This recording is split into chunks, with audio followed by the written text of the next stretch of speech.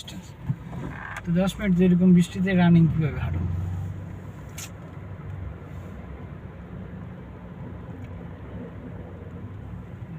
পেরিয়ে গেলে আবার পার্কিং, এই পার্কিং এই দেশের জন্য এতটা ঝামেলা।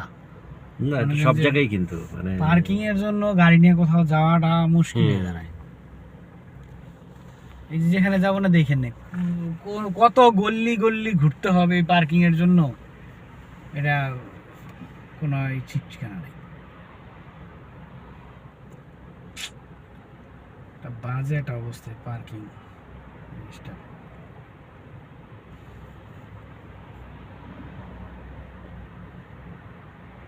আর পার্কিং, এত পার্কিং তারপরেও হয় না রাস্তার পাশে। না, সবারই তো প্রত্যেকেরই একটা করে আছে। হ্যাঁ, প্রত্যেকটা একটা করে মানুষ, একটা করে যাদের লোক, তার একটা করে গাড়ি। ঠিক আছে।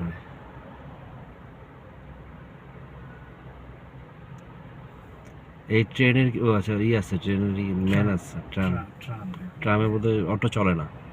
না, এটা যে কারেন্টে চলে। মানুষ আছে সেটা বললাম। হ্যাঁ হ্যাঁ, ওই যে মানুষ, ড্রাইভার আছে। ড্রাইভার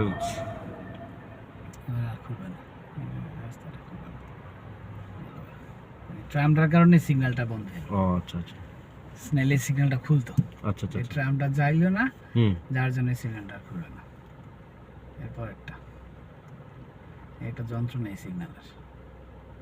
এই সিগন্যালটা এরকম একটা ফাজলাম যে ট্রাম যদি যায় তাহলে এই সিগন্যালটা একটা সিগন্যাল দিই, একটা সিগন্যাল মিস করলাম, কারণ এখন মানে নিয়ম অনুযায়ী এই সিগন্যালটা এখন ছাড়তো, ট্রামটা না গেলে এখন ছাড়তো। এখন আবার 2 মিনিট অপেক্ষা করতে হবে। এটা যাবে, ওইটা যাবে, তারপরে ওই যে ওটা যাবে, তারপরে এটা ছাড়বে, এটার পরে আবার এটা, 4টা সিগন্যাল।